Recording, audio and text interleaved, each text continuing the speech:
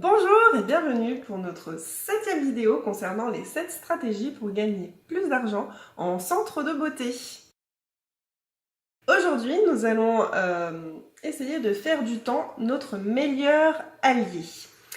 En effet, j'en parlais encore avec une de mes clientes, on est toujours débordé quand on est responsable d'un centre de beauté. On est débordé par les clientes, les fournisseurs, il y a toujours l'imprimante qui tombe en panne, un appareil qui tombe en panne, toujours quelque chose. Et en fait, on n'est jamais concentré vraiment sur l'essentiel, c'est compliqué. Alors, la première des stratégies, ça va être vraiment de faire en sorte de s'organiser et d'avoir un planning moins chargé. Je sais, les clientes vous mettent la pression pour prendre des rendez-vous, surtout en été, mais peu importe, vous êtes la chef dans votre institut de beauté ou dans votre spa. C'est vous qui gérez votre planning.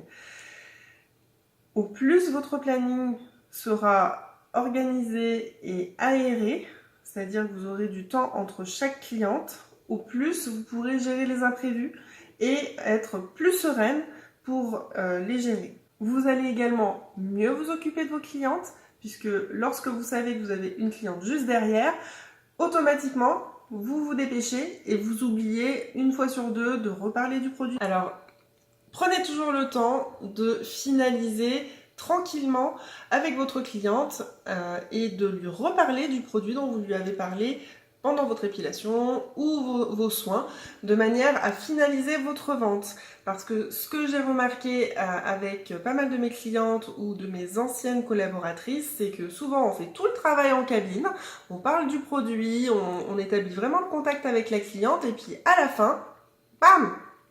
La cliente, elle est hyper préoccupée par son ticket de parking qui se termine. Elle doit aller chercher ses enfants à l'école. Vous devez vous occuper de la prochaine cliente. Donc du coup, on encaisse rapidement. Et puis, on prend le prochain rendez-vous quand on y pense. Et on oublie complètement de vendre le produit. Alors que si vous prévoyez du temps, suffisamment de temps, ne serait-ce que 5 ou 10 minutes de plus sur votre agenda. Du coup, vous êtes beaucoup plus détendu. Vous prenez le temps de finaliser votre vente, d'aller présenter le produit à votre cliente et de faire votre vente. Et donc, plus de chiffre d'affaires.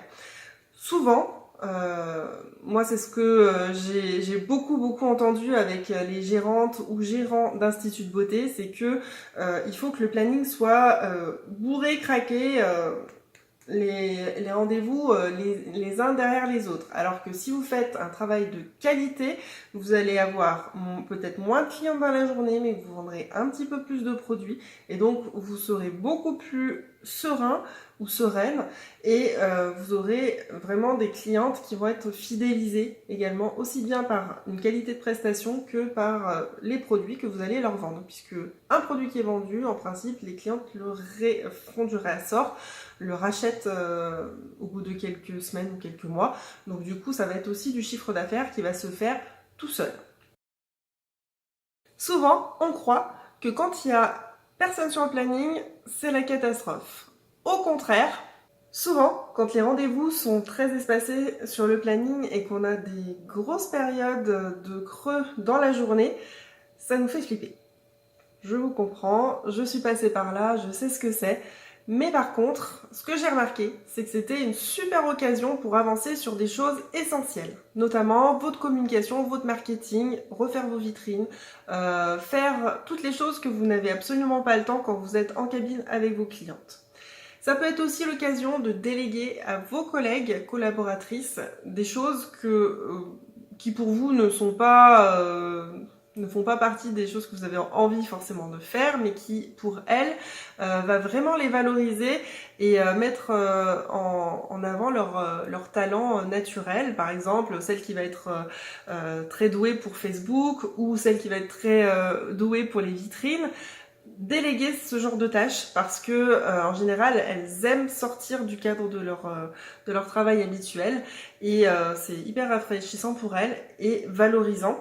Et vous, ça vous permet de vous dégager du temps pour négocier avec vos commerciaux, pour prévoir vos offres, pour prévoir votre plan marketing pour les semaines suivantes, voire les mois suivants.